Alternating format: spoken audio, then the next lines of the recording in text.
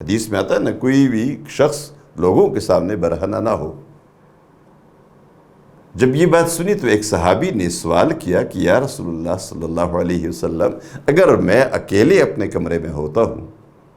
آپ غور سے سنیے، اگر میں اکیلے ہوتا ہوں اپنے کمرے میں اور پھر میں اپنے کپڑے اتار کے مکمل ننگا ہو کر سو جاؤں تو کیا یہ جائز ہے؟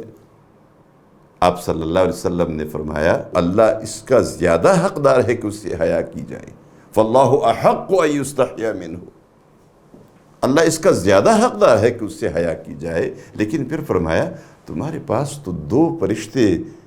ایسے موجود ہیں جو کسی بھی وقت تم سے الگ نہیں ہوتے، ان کا احترام کرو، ان کا اکرام کرو۔ تمہارے پاس دو فرشتے ہر وقت موجود ہیں، اللہ کے مکرم فرشتے، معزز فرشتے جو تمہارے اعمال لکھ رہے ہیں،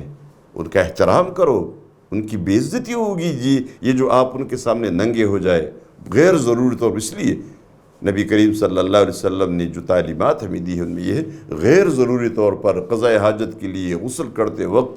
اس کے علاوہ کبھی آپ ننگے نہ ہو۔ شیطان آپ کے اعضاء کے ساتھ کھیل رہا ہوتا ہے، آپ کا ہنسی اور مذاق اڑاتا ہے، فرشتے موجود ہیں جن کی یہ بے عزتی ہوتی ہے کہ آپ ننگے ہو کر ان کے سامنے آتے ہیں۔ کوئی بھی شخص جب اپنے مہمانوں کے سامنے ننگا ہو کر آتا ہے تو یہ تو وہ اپنی بڑی بے عزتی سمجھتا ہے۔ اسی طرح فرشتے جو ہمارے پاس ہمارے ساتھ بالکل موجود ہوتے ہیں، کبھی ہم سے الگ نہیں ہوا کرتے، یہ جو کرامن کاتبین ہے، اعمال لکھنے والے فرشتے۔ لا الہ الا اللہ، لا الہ